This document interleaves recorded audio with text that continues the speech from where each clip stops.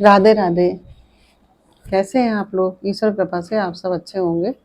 ईश्वर सब पे कृपा बनाए रखे, सबका कल्याण करे। आज हम बताने जा रहे हैं श्रीमद् भागवत महापुराण का द्वितीय स्कंद के 10वें अध्याय का वर्णन करने जा रहे हैं, जो इस प्रकार है। भागवत के 10 लक्षण, जिसका नाम है भागवत के 10 लक्षण। और उसके बारे में हम कहना चाहेंगे, यदि आपने हमारे चैनल को सब्सक्राइब नहीं किया है तो प्लीज़ हमारे चैनल को सब्सक्राइब कर लीजिए और बेल आइकन बटन ज़रूर दबा दीजिए, जिससे कि हमारे सारे वीडियोस आपको प्राप्त हो सकें। और यदि आपको हमारी कथा पसंद आ रही हो और कथा अच्छी लग रही हो तो आप हमारे चैनल को लाइक और सब्सक्राइब शेयर ज़रूर कर दीजिए, जिससे कि और भी लोग लाभ प्राप्त कर सकें इसका। और कमेंट ज़रूर करिए और ये भी बताइए कि आप दुनिया के किस कोने से हमारा वीडियो देख रहे हैं। इसके बारे में भी आप हमको बताइए, जिससे हमको भी पता चल सके कि आप लोग कहाँ कहाँ तक हमारे ग्रंथों का अध्ययन किया जा रहा है। और चलिए अब चलते हैं भागवत की तरफ। श्रीमन्नारायणे नारायणे हरि हरि, भजमन्नारायणे नारायणे हरि हरि। तेरी लीला सबसे प्यारी प्यारी हरि हरि, तेरी लीला सबसे न्यारी न्यारी हरि हरि। श्रीमन्नारायण नारायण हरि हरि। जय राधे राधे। बोलो लक्ष्मी नारायण भगवान की जय, बोलो राधा कृष्ण भगवान की जय। श्री सुखदेव जी कहते हैं, परीक्षित, इस भागवत पुराण में सर्ग विसर्ग, स्थान, पोषण, उति मनवंतर, ईशानु कथा, निरोध, मुक्ति और आश्रय, इन 10 नियमों विषयों का वर्णन है। इनमें जो 10वां आश्रय तत्व है, उसी का ठीक ठीक निश्चय करने के लिए कहीं श्रुति से, कहीं तात्पर्य से और कहीं दोनों के अनुकूल अनुभव से महात्माओं ने अन्य 9 विषयों का बड़ी सुगम रीति से वर्णन किया है। ईश्वर की प्रेरणा से गुणों में क्षोभ होकर रूपांतर होने से जो आकाश आदि पंचभूत, शब्द आदि तन्मात्राएं, इंद्रियां, अहंकार और महत्व तत्व की उत्पत्ति होती है, उसको सर्ग कहते हैं। इस विराट पुरुष से उत्पन्न ब्रह्मा जी के द्वारा जो विभिन्न चराचर सृष्टियों का निर्माण होता है, उसका नाम है विसर्ग। प्रतिपद नाश की ओर बढ़ने वाली सृष्टि को एक मर्यादा में स्थिर रखने से भगवान विष्णु की जो श्रेष्ठता सिद्ध होती है, उसका नाम स्थान है। अपने द्वारा सुरक्षित दृष्टि से भक्तों के ऊपर उनकी जो कृपा होती है, उसका नाम है पोषण। मनवंतरों के अधिपति जो भगवत भक्ति और प्रजा पालन रूप धर्म, शुद्ध धर्म का अनुष्ठान करते हैं, उसे मनवंतर कहते हैं। जीवों की वे वासनाएं जो कर्म के द्वारा उन्हें बंधन में डाल देती हैं, उति नाम से कही जाती हैं। भगवान के विभिन्न अवतारों के और उनके प्रेमी भक्तों की विविध आख्यानों से युक्त गाथाएं इस कथा है। जब भगवान योग निद्रा स्वीकार करके शयन करते हैं, तब इस जीव का अपनी उपाधियों के साथ उसमें लीन हो जाना निरोध है। अज्ञान कल्पित कर्तव्य, भोक्तत्व आदि अनात्म भाव का परित्याग करके अपने वास्तविक स्वरूप परमात्मा में स्थित होना ही मुक्ति है। परीक्षित, इस चराचर जगत की उत्पत्ति और प्रलय जिस तत्व से प्रकाशित होते हैं, वह परम ब्रह्म ही आश्रय है। शास्त्रों में उसी को परमात्मा कहा गया है। जो नेत्र आदि इंद्रियों का अभिमानी दृष्टा जीव है, वही इंद्रियों के अधिष्ठात्र देवता सूर्य आदि के रूप में भी है। और जो नेत्र गोलक आदि से युक्त दृश्य देह है, वही उन दोनों को अलग अलग करता है। वही उन दोनों को अलग अलग करता है। इन तीनों में यदि एक का भी अभाव हो जाए तो दूसरे दो की उपाधि नहीं हो सकती। इनमें अतः जो इन तीनों को जानता है वह परमात्मा ही सबका अधिष्ठान आश्रय तत्व है। उसका आश्रय वह स्वयं ही है, कोई दूसरा नहीं है। जब पूर्वोक्त विराट पुरुष ब्रह्मांड को फोड़ कर निकला तब वह अपने रहने का स्थान ढूंढने लगा और स्थान की इच्छा से उस शुद्ध संकल्प पुरुष ने अत्यंत पवित्र जल की सृष्टि की।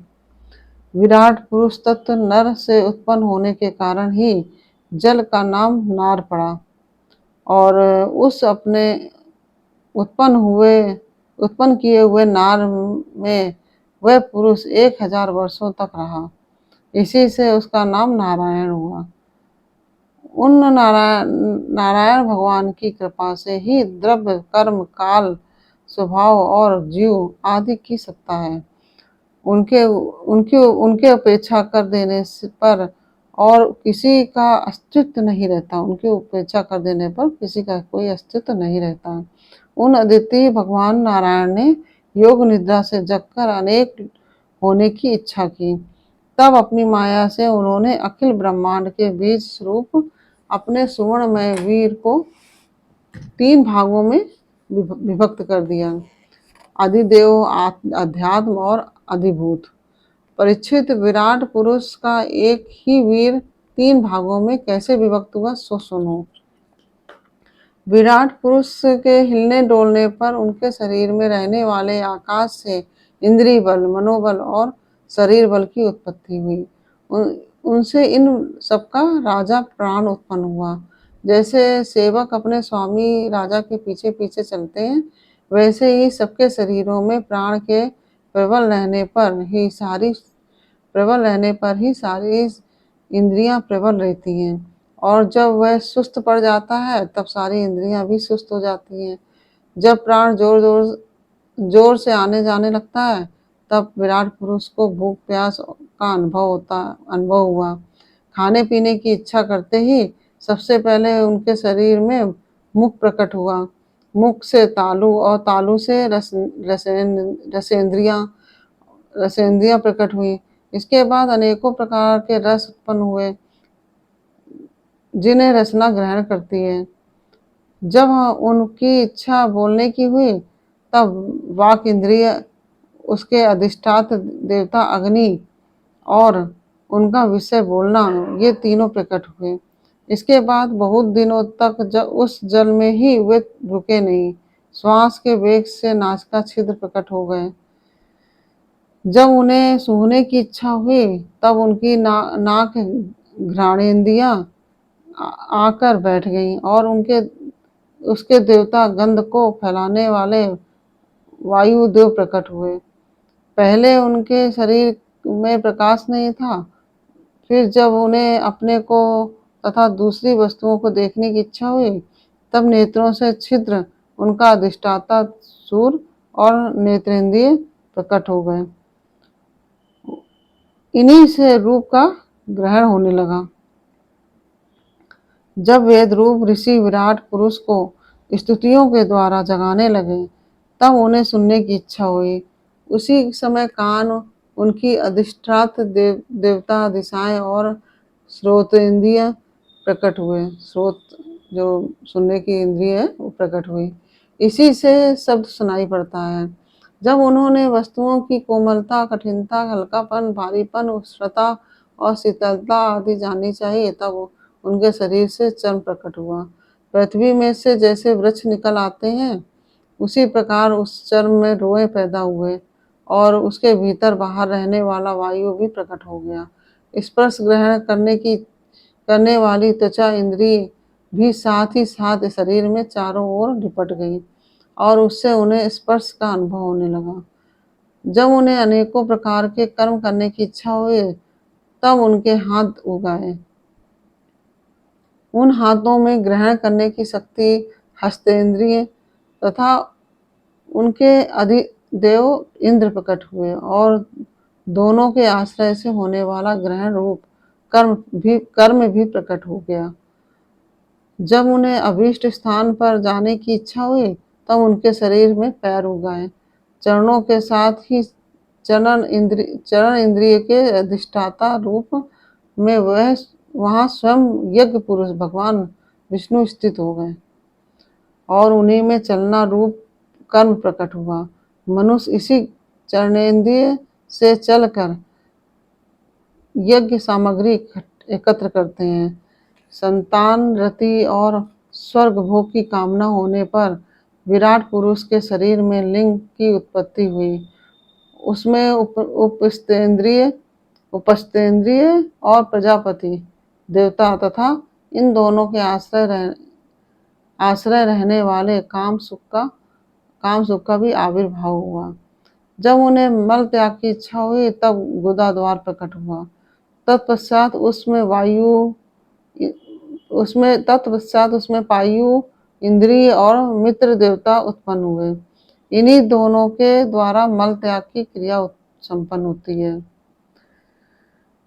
अपान मार्ग द्वारा एक शरीर से दूसरे शरीर में जाने की इच्छा होने पर नाभि द्वार प्रकट हुआ। उससे अपान और मृत्यु देवता प्रकट हुए। इन दोनों के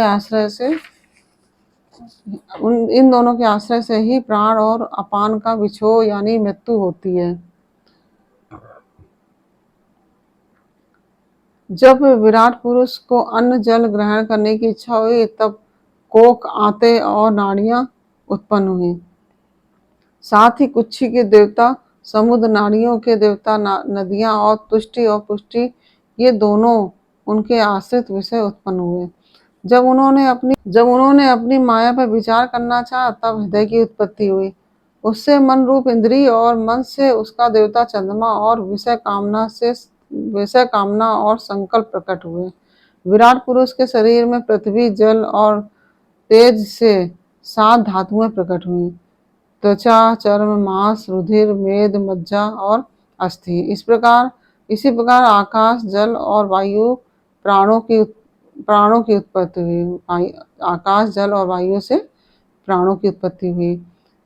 स्रोत आदि सब इंद्रियां शब्दादि विषयों को ग्रहण करने वाली हैं। ये विषय अहंकार से उत्पन्न हुए। मन सब विकारों का उत्पत्ति स्थान है और बुद्धि समस्त पदार्थों का बोध कराने वाली है। मैंने भगवान के इस स्थूल रूप का वर्णन तुम्हें सुनाया। यह बाहर की ओर से पृथ्वी, जल, तेज, वायु, आकाश, अहंकार, महत्त्व तथा प्रकृति इन 8 आवरणों से घिरा हुआ है। इससे परे भगवान का अत्यंत सूक्ष्म रूप है। वह अव्यक्त, निर्विशेष, आदि, मध्य और अंत से रहित एवं नित्य है। वाणी और मन की वहां तक पहुंच नहीं है। मैंने तुम्हें भगवान के स्थूल और सूक्ष्म, व्यक्त और अव्यक्त जिन 2 रूपों का वर्णन सुनाया है, ये दोनों ही भगवान की माया के द्वारा रचित हैं। इसीलिए विद्वान पुरुष इन दोनों को ही स्वीकार नहीं करते। वास्तव में भगवान निष्क्रिय हैं। अपनी शक्ति से ही वे सक्रिय बनते हैं। फिर तो वे ब्रह्मा का या विराट रूप धारण करके वाच्य या वाचक शब्द और उसके अर्थ के रूप में प्रकट होते हैं और अनेकों नाम, रूप तथा क्रियाएं स्वीकार करते हैं। परीक्षित, प्रजापति, मनु, देवता, ऋषि, पितर, सिद्ध, चारण, गंधर्व, विद्याधर, असुर, यक्ष, किन्नर, अप्सराएं, नाग, सर्प, किम पुरुष, उरग, मात्रकाएं, राक्षस, पिशाच, प्रेत, भूत, विनायक, कुष्मांड, उन्माद, बेताल, यातुधान, ग्रैल, पक्षी, मृग, पशु, वृक्ष, पर्वत, सरीसृप इत्यादि जितने भी संसार में नाम रूप हैं सब भगवान के ही हैं। संसार में चर और अचर भेद से 2 प्रकार के तथा जरायुज, अंडज, स्वेदज और उद्भिज भेद से 4 प्रकार के जितने भी जलचर, थलचर और आकाशचारी प्राणी हैं सब के सब शुभ अशुभ और मिश्रित कर्मों के तदनुरूप फल हैं। सत्व की प्रधानता से देवता, रजोगुण की प्रधानता से मनुष्य और तमोगुण की प्रधानता से नारकीय योनियां मिलती हैं। इन गुणों में भी जब एक गुण दूसरे दो गुणों से अभिभूत हो जाता है, तब प्रत्येक गति के तीन तीन भेद और हो जाते हैं। वे भगवान जगत को धारण करने के लिए धर्म में विष्णु रूप स्वीकार करके देवता, मनुष्य और पशु पक्षी आदि रूपों में अवतार लेते हैं तथा विश्व का पालन पोषण करते हैं। प्रलय का समय आने पर वे ही भगवान अपने बनाए हुए इस विश्व को कालाग्नि स्वरूप रुद्र का रूप धारण करके अपने में वैसे ही लीन कर लेते हैं जैसे वायु मेघमाला को। परीक्षित महात्माओं ने औचित्य ऐश्वर्य भगवान का इसी प्रकार वर्णन किया है। परंतु तत्वज्ञानी पुरुषों को केवल इस सृष्टि पालन और प्रलय करने वाले रूप में ही इसका दर्शन नहीं करना चाहिए, क्योंकि वे तो इससे परे भी हैं। सृष्टि की रचना आदि कर्मों का निरूपण करके पूर्ण परमात्मा से कर्म या कर्तापन का संबंध नहीं जोड़ा गया है। वे तो माया से आरोपित होने के कारण कर्तव्य का निषेध करने के लिए ही है। यह मैंने ब्रह्मा जी के महाकल्प का अवान्तर कल्पों के साथ वर्णन किया है। सब कल्पों में सृष्टि क्रम एक सा ही है। अंतर है तो केवल इतना ही कि महाकल्प के प्रारंभ में प्रकृति से क्रमशः महत्व आदि की उत्पत्ति होती है और कल्पों के प्रारंभ में प्राकृत सृष्टि तो ज्यों की त्यों ही रहती ही है। चराचर प्राणियों की विकृत सृष्टि नवीन रूप से होती है। परीक्षित, काल का परिमाण कल्प और उसके अंतर्गत मनवंतरों का वर्णन आगे चलकर करेंगे। अब तुम पद्म कल्प का वर्णन सावधान होकर सुनो। ऋषि सौनक जी ने पूछा, सूत जी, आपने हम लोगों से कहा था कि भगवान के परम भक्त विदुर जी ने अपने अति दुस्त्यज कुटुंबियों को छोड़कर पृथ्वी के विभिन्न तीर्थों में विचरण किया था। उस यात्रा में मैत्रेय ऋषि के साथ आध्यात्म के संबंध में उनकी बातचीत कहाँ हुई तथा मैत्रेय जी उनके प्रश्न करने पर किस तत्व का उपदेश किया? मैत्रेय जी ने उनके प्रश्न करने पर किस तत्व का उपदेश किया? सूत जी, आपका स्वभाव बड़ा सौम्य है। आप विदुर जी का यह चरित्र हमें सुनाइए। उन्होंने अपने भाई बंधुओं को क्यों छोड़ा और फिर उनके पास क्यों लौट आए? सूत जी ने कहा, सौनक आदि ऋषियों, राजा परीक्षित ने भी यही बात पूछी थी। उनके प्रश्नों के उत्तर में श्री सुखदेव जी महाराज ने जो कुछ भी कहा था, वही मैं आप लोगों से कहता हूँ। सावधान होकर सुने। इस प्रकार यह द्वितीय स्कंद संपूर्ण हुआ। हरि ओम तत्सत। और अगले वीडियो में हम आपको तृतीय स्कंद उसका प्रथम अध्याय, पहला अध्याय जो है वो सुनाएंगे, उद्धव और विदुर की भेंट। और अगर आपको हमारी कथा पसंद आई हो तो आप वीडियो को लाइक शेयर जरूर करिए और कमेंट जरूर कीजिए। श्रीमन्नारायण नारायण हरि हरि, भजमन नारायण नारायण हरि हरि, तेरी लीला सबसे प्यारी प्यारी हरि हरि, तेरी लीला सबसे न्यारी न्यारी हरि हरि। श्रीमन्नारायण नारायण हरि हरि, भजमन नारायण नारायण हरि हरि। राधे राधे।